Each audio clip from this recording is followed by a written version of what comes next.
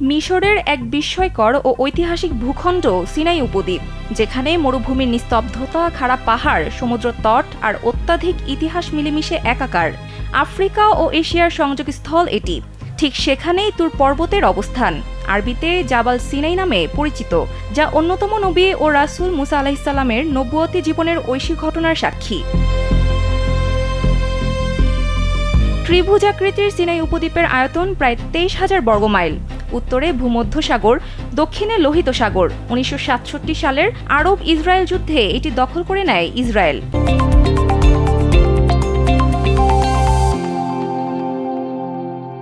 কিন্তু ১৯৭৯ সালের শান্তি চুক্তির মাধ্যমে ফেরত পায় মিশর। এ ভূখণ্ডে রয়েছে ফাতেমি আমলের মসজিদ, বাইজান্টাইন যুগের মঠ, বেদুইনদের প্রাচীন জনপদ আর ধর্মীয় ঐতিহ্যে ঘেরা পাহাড়ি জনপদ। মুসলমান, খ্রিস্টান ও ইহুদি এই ৩ ধর্মাবলম্বীদের কাছেই তুর পাহাড় পবিত্র।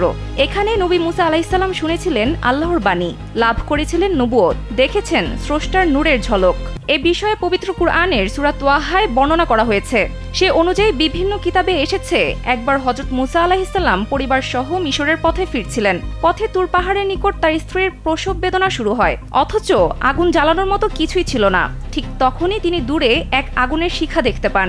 আগুনের সন্ধানে গিয়ে তিনি প্রবেশ করেন পবিত্র তুবা উপত্যকায়, যেখানে এক সবুজ গাছে আগুন জ্বলছে, কিন্তু গাছের একটি পাতা পুড়ছে না।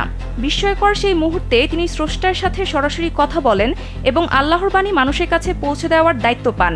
মুসা আলাইহিসসালাম শুনতে পান, হে মুসা, তোমার ডান হাতে ওটা কি? তিনি জবাব দিলেন, এটি আমার লাঠি। আমি এর উপর ভর দেই, গাছের পাতা ঝেড়ে নামাই এবং অন্যান্য কাজেও ব্যবহার করি। আল্লাহ তাকে বলেন, ওটা ফেলে দাও। তিনি ফেলতেই তার সাপ হয়ে গেল। এরপর আল্লাহ নির্দেশ দেন, ওটাকে ধরো, ভয় করো না, আমি একে আবার পূর্বাবস্থায় ফিরিয়ে দিব। এরপর নবী মুসা আলাইহিসসালাম আল্লাহকে দেখার আবেদন করলে পাহাড়ে প্রকাশ পায় তার তাজাল্লির ঝলক, যার তীব্রতায় পাহাড় ভেঙে পড়ে আর মুসা আলাইহিসসালাম অজ্ঞান হয়ে যান।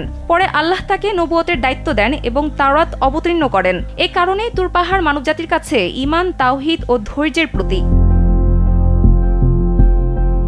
তুর পাহাড়ের পাদদেশে অবস্থিত ৬ষ্ঠ শতাব্দীর সেন্ট ক্যাথরিন মঠ, যা বিশ্বের প্রাচীনতম খ্রিস্টান মঠগুলোর একটি এবং বর্তমানে ইউনেস্কোর বিশ্ব ঐতিহ্যবাহী স্থান।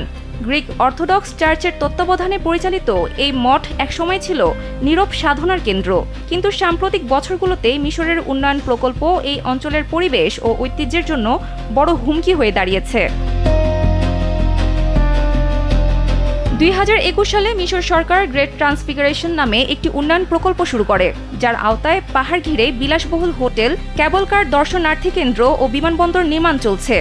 সরকার একে বিশ্বের সব ধর্মের জন্য উপহার বলে প্রচার করছে, কিন্তু ইউনেস্কো ও আন্তর্জাতিক বিশেষজ্ঞরা সতর্ক করেছেন, এই উন্নয়ন তুর পাহাড়ের আধ্যাত্মিক পরিবেশ ও প্রাকৃতিক ভারসাম্য নষ্ট করতে পারে। তবে সেখানে বসবাসকারী জাওয়ালিয়া বেদুইনরা এই উন্নয়নের প্রথম শিকার। হোটেল ও সড়ক নির্মাণে সামান্য কেউ ক্ষতিপূরণ পেলেও অনেকে কিছুই পায়নি, অথচ তারাই যুগ যুগ ধরে এই পাহাড় ও মঠের রক্ষক। এমনকি ওই এলাকায় থাকা মঠের মালিকানা নিয়ে মিশর ও গ্রিসের মধ্যেও চলছে দীর্ঘদিনের টানাপোড়েন। সম্প্রতি মিশরীয় আদালত রায় দিয়েছে যে মঠটি রাষ্ট্রীয় জমিতে অবস্থিত, ফলে বেড়ে যায় কূটনৈতিক উত্তেজনা।